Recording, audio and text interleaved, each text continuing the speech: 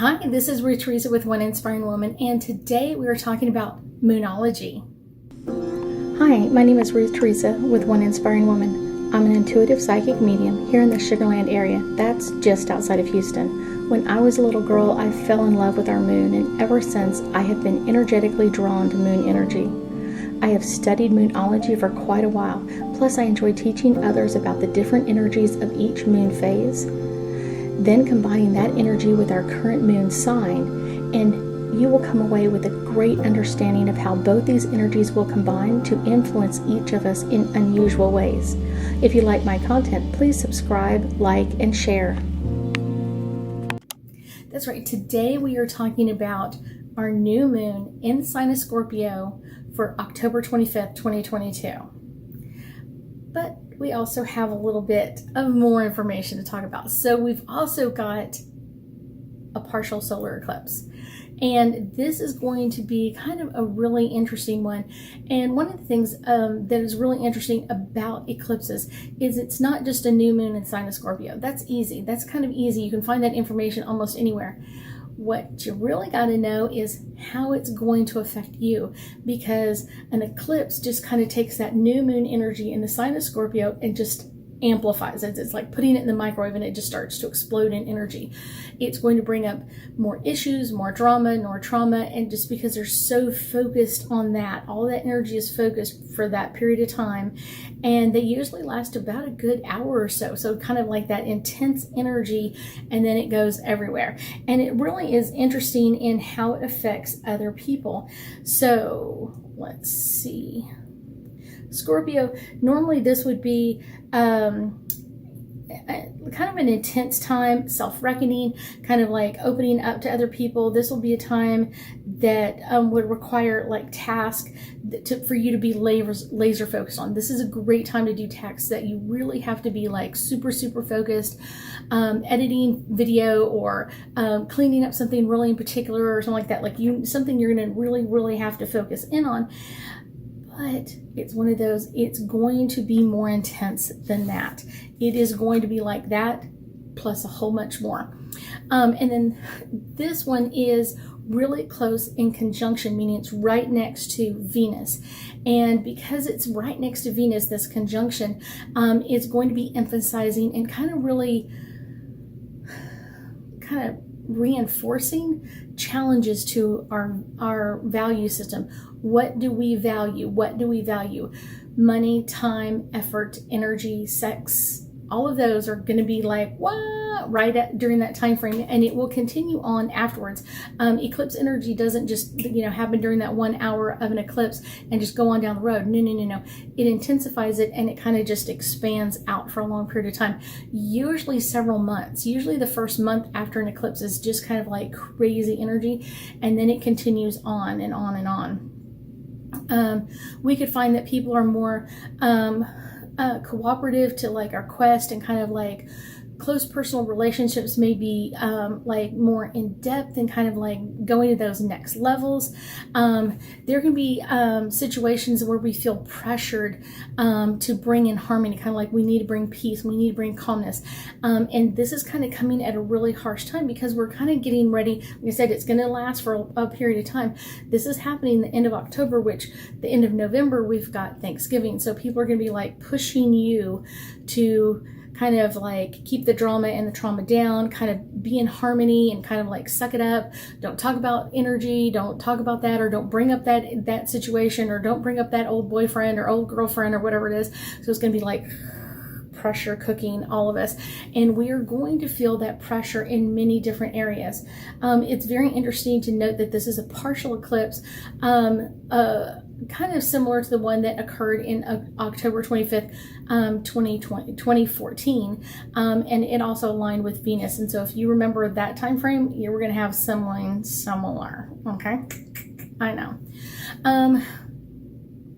Scorpio kind of brings to the table of this eclipse is matters of intimacy, control, power, money, and sharing, and how will like things be focused in on, and kind of like if you're in a relationship with someone, what are we going to focus in on now, and what are we going to focus in on later on. This is going to be a highly focused time, especially over the next like like I said, 4 weeks or so, a month, and then it'll continue on for probably the next 6 months. Is I always found like it stays with us for quite a period of time.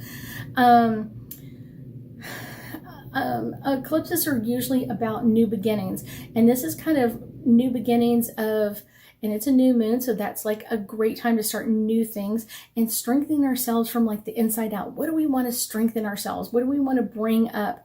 What do we want to conquer? What do we want to start? What do we want to bring into things? This is going to be, we can feel extreme emotions, and this could be like loss. This could be like betrayal or exposure. And I also feel like this is going to bring up some vulnerabilities. And I also kind of like strangely feel like this is going to be something bringing up vulnerabilities that we haven't seen in other people. So kind of like those hidden ones that we kind of like, I don't want you to know that I'm vulnerable in this area. It's going to be bringing those up big time. So it's going to be bringing it up not only for us, but globally. It's going to be bringing it up for your boyfriend or girlfriend, your spouse, your kids, your family members, your brothers and your sisters, your friends, your coworkers. It's going to be kind of bringing up that stuff that you kind of wish you'd have pushed back a long time ago, and you quite didn't get there. So this is kind of that kind of coming up with that. Step wrong on my foot. The eclipse can also illuminate emotional and financial investments. This is probably going to bring a challenge to both areas. Kind of financially, it's going to kind of take some steps towards like mastering or empowering ourselves to kind of take over our finances in a new way, finding new power, new control over what's going on in our financial house, in our own financial house, but it's also going to be happening globally as well. So it's kind of be governments dealing with that, and that is just going to be like even amplified more because we have higher gas prices, food prices, things going up. So it's one of those like, how are we going to pay for this? Where before it's like, oh, it's not a big deal. It's $5. Now it's $10, or it was $5 and now it's $20. It's one of those, all of that money is just like, oh my gosh, where are we coming in from this? And kind of taking, kind of like trying to master them or empower ourselves to kind of master what's coming up in our financial house. This is going to also bring a lot of energy into kind of OCD behaviors, addictions, kind of where we might want to kind of like keep things hidden. Someone has a secret addiction to something, they're not going to want that to be seen, and it's going to come up, and then they're going to do whatever they can to shove it back down. Like, I don't want you to know I'm addicted to this, and I don't want you to know I'm addicted to that. So those are going to be like rising up for not only us, but for other people as well. And everybody has like that one little thing, like, I just love chocolate. Well, that's an easy one. I mean, like an addiction to, pornography, or addiction to overspending, or buying something, or whatever it is. Like, I have to have like 50 million things of toilet paper, or I'm not feeling comfortable. So that's kind of what's going to be coming up, not only for us, but a lot of other people. So that kind of like secret addiction is going to be coming up, and those compulsions. You may also see a lot of people kind of dealing with OCD issues that they normally don't have to deal with. So it's kind of like, I can kind of keep it under control, and now it's not going to be able to be like shoved down. One of the things we are going to be encouraged is to see other people's values and consider them rather kind of like in a different way of kind of like, that's your value and not my value. And we may feel like we're being pushed to see it from their side of things. And so it doesn't mean we have to. It means like maybe to take a look at it, but we can still make our own decisions and choices. But we're going to feel like we are being pushed into seeing someone else's side, where it's like, I wouldn't know what that's like. I'm not a single person. I'm a married person. Why do I have to see it from that side? So people are going to feel like this, like people are trying to manage them, or kind of supervise them to kind of see things differently. And I guarantee you things are going to be kind of out of whack. This also is going to be coming up in like resources, debts, taxes, kind of intimate partnerships are going to be kind of kind of on the fray for a little bit.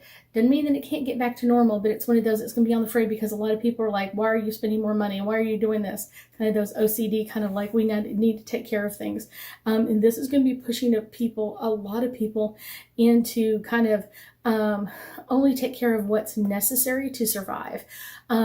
And then on the other hand, people are going to be like, well, I still have money. I'm going to buy things up. Kind of like with the whole toilet paper in 2020. Like, oh my gosh, we have, 2 rolls are not enough, 50 rolls are not enough. So it's kind of like, what do I require? What does my family require to survive? And what do I need to kind of keep control of? And kind of keeping things to ourselves. Kind of now is the time to like reach out to support, getting some help or assistance therapy, kind of ultimately kind of the position of understanding where are things going and what's going on with this. This is going to be coming up big time for a lot of people. It's also a good time to kind of focus on like traits of like how to kind of bring things back into balance, kind of like bringing that balance back in or that harmony back into things. And it's kind of bringing that Scorpion kind of like passion and resourcefulness, focused in on like problem solving and considering the positive side of things. So that's going to be really interesting. A Scorpio new moon is generally good for working on self-mastery skills, kind of like, what do I want to master myself? We may want to pinpoint out things in our lives that make us feel out of control, and it's one of those, people are going to be pinpointing those things like our addictions and that sort of thing. So we need to kind of keep that under control, and it doesn't mean that we can't let it out. Sometimes it's nice to have those secrets like, finally I can voice it, finally I can get this out, and know that you may want to feel judged by other people. It doesn't mean that they are. You may come up going, I've always felt like I would be judged over this, or I would be judged harshly over this, and that may not be the whole thing. With this eclipse, we might experience kind of like impulses, like I said, kind of like that OCD kind of energy coming up. This is a great time to kind of keep those in control, or kind of like, where is the root of it? What is the root of this cause? Where are we going with this? This is going to be really interesting and kind of bringing in some new interesting energy for us as well. So let's pull some angel cards and get us a little bit deeper insight into our new moon solar eclipse in the sign of Scorpio. This whole set of cards are the ones that came forward. I'm not going to do all of them because that would take forever. So these are the ones that really wanted to come forward. This is Mercury, and this is all about messages and clearly communicating. When things come up for you, make sure you're talking to the other people around you and not feeling controlled by it. Like I said, if there's some OCD stuff comes up or kind of addictive stuff comes up, kind of like the history of it, talk about it. Talk about it with a therapist or someone that you really trust so you can work through all of this. Aries, this is a time to act. This is a time to kind of be out there with your energy and kind of finding the balance. I know a lot of people are going to be looking for control with things around them, just kind of feeling out of control with things. But I guarantee you there are a lot of things that you can control, and you just have to be in action. This one is Uranus, and this is all about change. Basically, you've already heard it. You're going to have lots of change during this time frame, and it doesn't mean that it's bad. It just means that it's interesting, and you have to stay in flow or in action of it so that you're ready to make changes as well. This one is Capricorn, and this is all about achieving. What are you willing to achieve? What are we willing to kind of let go of the reins from? And I kind of get is kind of like that OCD energy. What have we been hiding that we're ready to let go of? And allow that to come forward. Allow that to speak your truth. We may not want to speak it to everybody in our world, but letting that out to a few people may make us feel a little bit better and to feel like we're not being judged. So many times we hide things because we're afraid someone's going to judge us over it, but a lot of times they already kind of knew. That's the interesting part. This is Jupiter. This is abundance. There is going to be an abundance of energy and flow. Make sure, especially with this Venus Scorpio connection, is going to be really pushing our value system. And so this is going to be an abundance. Like, what do you value, and what are you willing to take on from someone else? Kind of changing someone else's opinion or upgrading their value system would be something really good. This is about Vesta, and this is about the hearth, and this is kind of like the hearth or the home and the heart, kind of like the seat of everything, kind of like the middle. What do you have in the middle that you haven't been voicing out, that eclipse is ready to bring forward, to bring to a new healed state? That's an interesting side. Interesting. This one is Neptune, and this is all about our vision. Of course, vision is really important when we're dealing with an eclipse. Sometimes we get to see the eclipse, and that can even intensify it for us.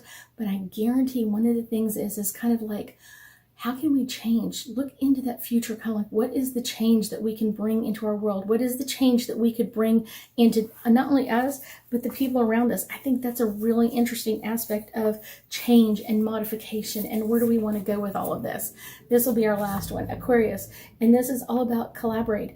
Make sure that you were talking to someone. You have found someone who is on your side, a therapist, a friend, a counselor of some sort, that you can talk these things out with. Like I said, that first month after an eclipse is going to be really, really strong, because right after this new moon eclipse, we have a full moon eclipse, so lunar eclipse. So it's kind of like, here we go, here we go, here we go.